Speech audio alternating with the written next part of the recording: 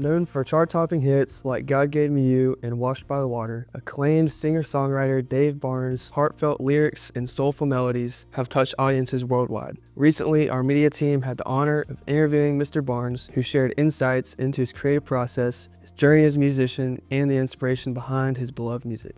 Following the interview, our team attended Mr. Barnes' Enchanting Christmas show on the campus of Belmont University, where we witnessed firsthand the warmth, humor, and joy that Dave brings to audiences everywhere. We extend our deepest thanks to Mr. Barnes for his generosity and for allowing our team to feature one of music's most talented storytellers. Mr. Barnes, thank you so much for being here. What is it that you enjoy most about entertaining people? Oh, what a great question. I really enjoy feeling like I'm doing something that feels really natural to me and it makes people feel good. It's really fun when you look out and you see people laughing or singing along or something. And to think that something you already just enjoy doing creates so much happiness. And I think too, the tricky thing about writing songs is you write these songs in your studio or whatever, and you just kind of go, okay, I think that's good. But then when you're playing it live and you see people singing along or really enjoying it, you're like, oh, I was right. And then see it playing out live is really cool. How do you know when you've written a great song, and what's the process behind writing those songs? I have a song called God Gave Me You that I wrote. When I released God Gave Me You, my version of God Gave Me You, it was on Christian radio, which was the first and kind of the only time I ever did that. And then I think like a real moment of joy. I remember the first time, I'm playing the Ryman this summer, but the first time that I played the Ryman was really cool. It was like,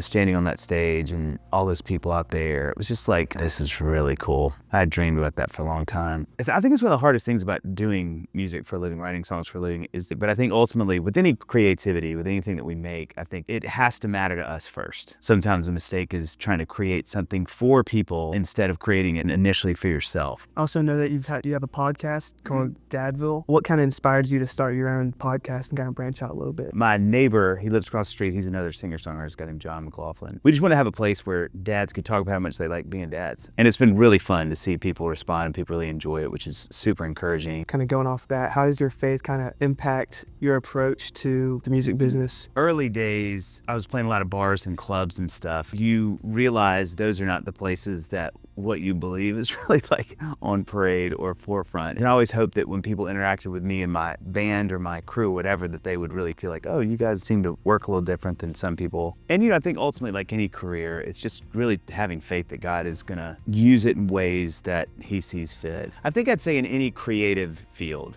do the thing that really interests and compels you. Because I think one of the easiest things to do that I think we all struggle with for forever is the comparison game. What makes you is all of those wonderful, weird things. But I think the thing that's actually gonna give you the most joy is you just really being you. How do you use your platform for the good of other people? We were both in Belize a couple months ago. What was so special about being down there and playing in classrooms and just hanging out with the kids? What was special about that? Serving people is such a needed thing. So that's one thing, right? Just to get in the posture of doing that. As a Christian, if we are Christians and we say that's what we are, then I think you have to serve. That's like one of the clearest commissions that Jesus sort of gives us. So I think that's one. And so, as we're working, me and your dad and everybody on that roof or concrete or whatever it was, there's moments where I'm like, oh, this kind of feels good to actually do something. And then, it's so funny playing music in those contexts because that is just not what I usually do. And so I think those are really fun because you sort of see like what I do can really sort of be this thing that can be useful in this scenario too, and it doesn't have to be like a show or whatever. It's just grab a guitar and play for these kids. It's a different context that reminds you that it's still so fun and useful. Mr. Barnes, thank you so much for sitting down with me and some time out of your day. Yeah,